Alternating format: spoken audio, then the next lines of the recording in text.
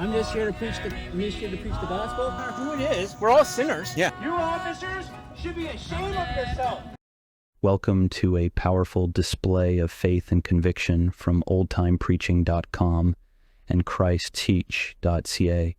In this video, witness a pivotal moment in Hawkesbury where the timeless truth of the Bible confronts modern skepticism. Watch as Pastor Scott skillfully addresses a sudden objection from an unbeliever. Sorry? You're loitering? I'm a superintendent of this building. You can't do that here, sorry. Pushing forward without missing a beat. We're preaching the gospel. Yeah, that's nice. Go somewhere else. We can agree. Yeah. Despite facing opposition, we remained steadfast in our mission to spread God's word. We could do it right here. No, we could do it here. Call the cops in. Observe how a simple act of preaching evolves into a profound testament of faith. Can I do it right here? Yeah. Right here's fine. As we navigate confrontation with courage and unwavering belief. This is more than mere preaching. It's a vivid demonstration of the gospel's power and relevance in our contemporary world. Immerse yourself in this gripping episode and discover how the enduring truth of the Bible radiates, even amidst adversity.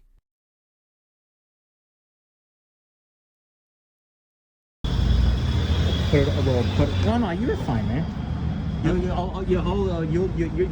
good. You can. I'll give this to you, and then you should be able to download them all. Yeah.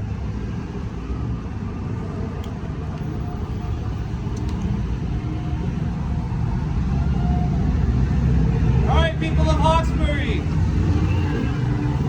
The God who made the world and everything in it does not live in temples made by man, nor is he served by human hands, nor be eating anything. He himself gives to all mankind life and breath and everything. That includes all of you. And this God, he also chose the people for himself and the people after them. And they stayed in the land of Egypt. And with uplifted arm, he led them out of Egypt, out of slavery. You guys can't do that here, man. Yeah, that's loitering. Sorry? You're loitering? I'm a superintendent of this building. You can't do that here, sorry. Yeah. We're preaching the gospel. Yeah, that's nice. Go somewhere else. We can agree here. We could do it right here. No, we could do it here. Call the cops in. Can I do it right here? Yeah. Right here's fine. Okay. Where are we? Yeah. So we led them out of Egypt with uplifted arm and led them out of it. I guess we should have stayed up there. Yeah. Oh, sorry. For about 40 years, he put up with them in the wilderness, and after destroying 7 nations in the land of Canaan, he gave them their land as an inheritance. All this took about 450 years. And after that, he gave them judges until Samuel, the prophet, and they asked for a king, and God gave them Saul, the son of Kish, a man of the tribe of Benjamin, for 40 years. And when he had removed him, he raised up David to be their king, of whom he testified and said, I have found in David the son of Jesse, a man after my heart, who will do my will.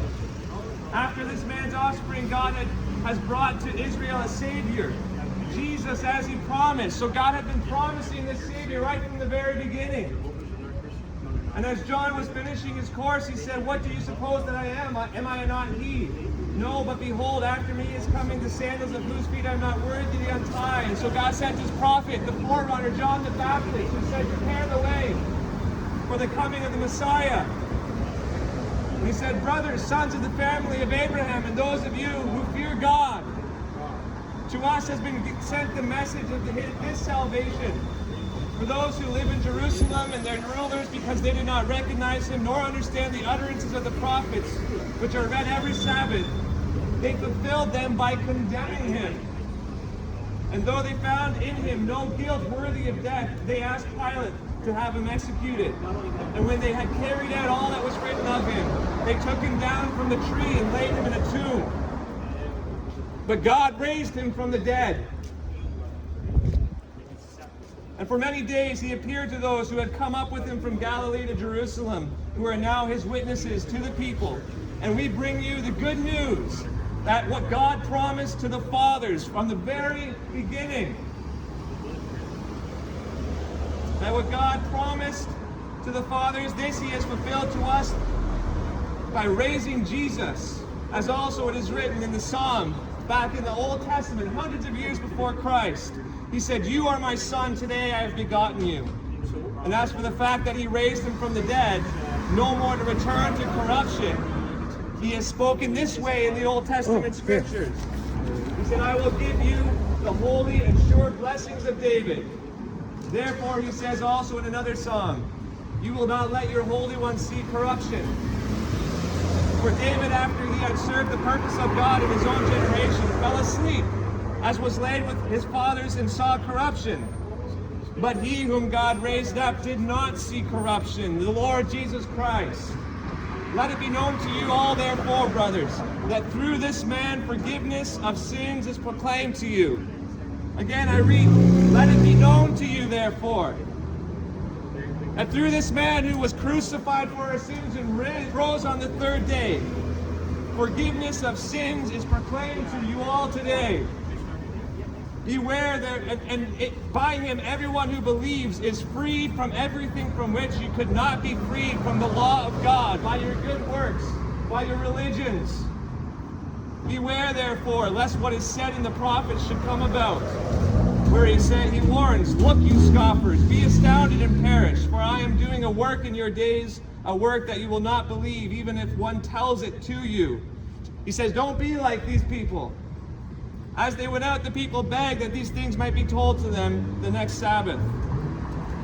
We're a local church in this area. We're here to proclaim the gospel, and if anybody has any questions, please come and speak to us. We live here. We love this community, and we want people to know that there is forgiveness in Jesus Christ. Yeah, good.